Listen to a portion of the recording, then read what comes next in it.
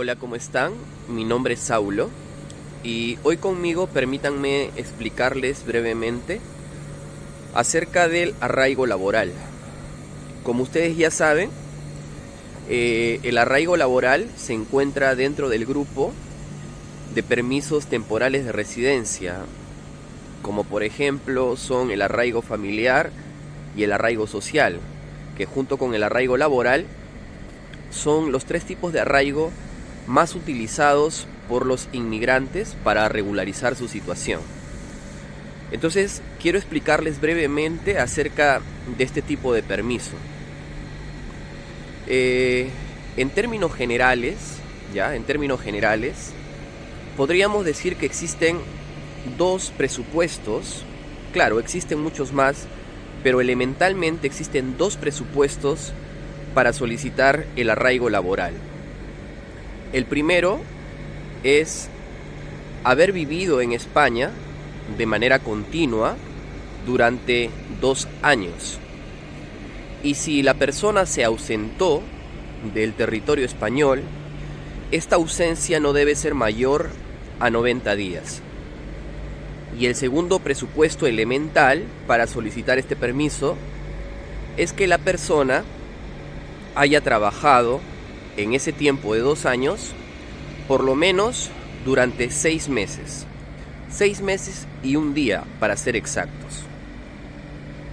Entonces, les voy a decir quiénes podían solicitar como exclusividad este tipo de permiso. Hasta antes de una sentencia del Tribunal Supremo, las únicas personas que podían solicitar el arraigo laboral eran aquellos inmigrantes que se encontraban en situación irregular y habían trabajado en negro para un determinado empleador. Entonces, el inmigrante que trabajaba en negro y que había cumplido 6 meses trabajando para ese empleador, necesitaba denunciar a ese empleador, disculpe la redundancia, necesitaba denunciar a ese empleador para que por medio de una sentencia judicial éste pueda solicitar el respectivo permiso de arraigo laboral. O en su defecto, podía haber una conciliación extrajudicial entre el empleador y el trabajador, y de esta manera también podía solicitar el permiso de arraigo laboral. Sin embargo, después de que el Tribunal Supremo emitió una sentencia, este tipo de permiso empezó a tener una interpretación diferente, donde ya no se daba la exclusividad a las personas que habían trabajado en negro. ¿Me dejo entender? Sino que en esta sentencia, para hablarlo de grosso modo, se daba a entender que inclusive una persona que pudo haber trabajado de forma legal en España también podía solicitar este permiso de arraigo laboral. Como por ejemplo, para que ustedes me puedan entender, imaginemos que una persona ingresó a España con un contrato laboral, con un contrato de trabajo. Pero pasado un año, de repente, la empresa decide no renovarle el contrato. Y entonces, al decidir no renovarle el contrato, obviamente esta persona cae en situación irregular. Y al caer en situación irregular, ya su situación se vuelve vulnerable.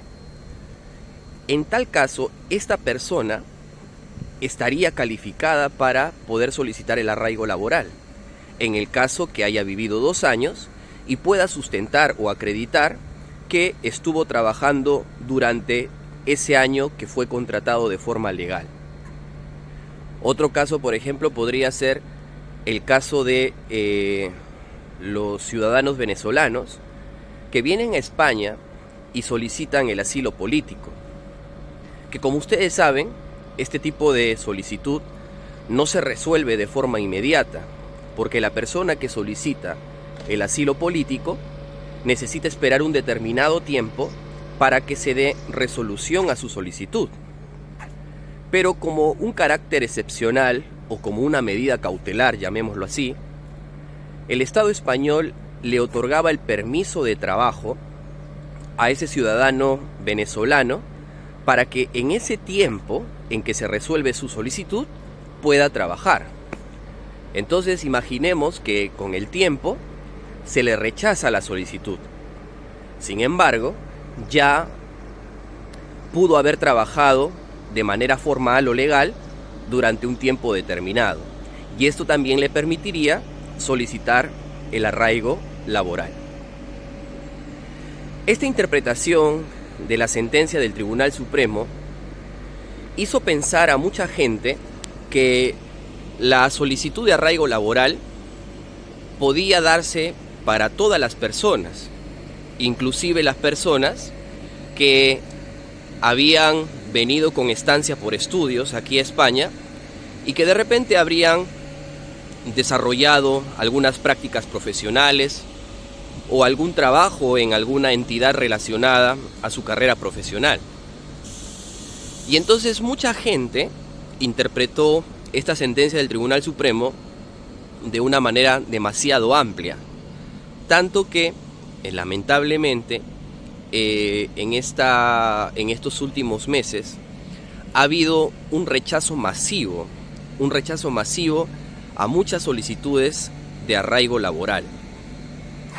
Es porque, como ustedes bien saben, al final de cuentas, la ley de extranjería busca limitar el acceso a todos los derechos correspondientes a un ciudadano español o a un ciudadano que tiene residencia, a fin de que ellos no se regularicen de forma fácil, de forma práctica. Y entonces lo que hicieron es delimitar esta sentencia del Tribunal Supremo, que aparentemente dejaba la puerta abierta. Pero ellos decidieron que esa puerta, que estaba completamente abierta, finalmente se cierre un poco y solo deje pasar algunos cuantos. Por ejemplo, para que ustedes me puedan entender, esta solicitud de arraigo laboral no la puede solicitar un estudiante que haya realizado prácticas profesionales durante 6 meses, ¿no? Allí claramente se delimita esta situación y dice ellos no. Segundo asunto importante a tomar en cuenta. Dicen que este trabajo que desarrolló la persona de forma regular o irregular no debe ser menor a 30 horas semanales. Por ejemplo, si una persona realizó algún tipo de labores o algún tipo de trabajo, si lo hizo durante 20 horas semanales o 25 horas semanales, no calificaría para esta condición. De modo que se empieza a cerrar y a estrechar más la puerta para todos aquellos que pretendían solicitar el arraigo laboral. Entonces, eso es lo que ahora está pasando, ¿no? Mucha gente ha postulado a este tipo de permiso por arraigo laboral y su solicitud ha sido rechazada. De repente no ha sido culpa de los abogados, ni tampoco de los estudios jurídicos, ni de las personas, sino que simplemente ha habido esa coyuntura donde se ha querido estrechar las puertas o cerrar las puertas a ese canal abierto que había dejado esta sentencia del Tribunal Supremo. Muy bien, entonces ahora les voy a empezar a hablar de los requisitos que se necesitan para solicitar el arraigo laboral. El arraigo laboral tiene como requisitos los siguientes: no ser ciudadano europeo, ¿no? Ni tampoco ser familiar de ciudadano europeo, porque como ustedes ya saben, ellos se rigen bajo un régimen o una legislación especial. Segundo, es carecer de antecedentes penales, porque como ya lo hemos dicho, los antecedentes penales es un trámite relevante para cualquier solicitud, ¿no? Con algunas excepciones, obviamente. Después tenemos el hecho de no tener prohibida la entrada a España, ni tampoco figurar como persona rechazable en los estados con los que España tenga algún tipo de convenio en este sentido. También se dice que la persona no debe encontrarse dentro del periodo de no retorno. Y como ya lo hemos explicado, esto se da cuando una persona, por iniciativa propia, decide salir del territorio español y no volver durante un tiempo determinado. Y por último, estas dos condiciones que ya lo dije al principio: haber vivido de manera continua en España durante 2 años, y si salió del país, que esta ausencia no sea mayor de 90 días, y además poder acreditar haber trabajado por lo menos durante 6 meses. Para ser exacto, 6 meses y 1 día, ¿correcto? Entonces lamento mucho que el arraigo laboral, después de la sentencia del Tribunal Supremo, se haya interpretado de manera distinta, ¿no? Que ciertamente no ha sido un error de las personas ni tampoco de los abogados de extranjería, porque creo que todo lo que hicieron para facilitar las condiciones a las personas lo hicieron de buena fe. Pero, como ustedes ya saben, la ley de extranjería siempre va a poner un coto, un límite a todas las aspiraciones de regularización de las personas que se encuentran en situación irregular, ¿correcto? Entonces espero que en términos generales usted me haya podido comprender respecto de lo que significa el arraigo laboral. Con esto deseo culminar este video.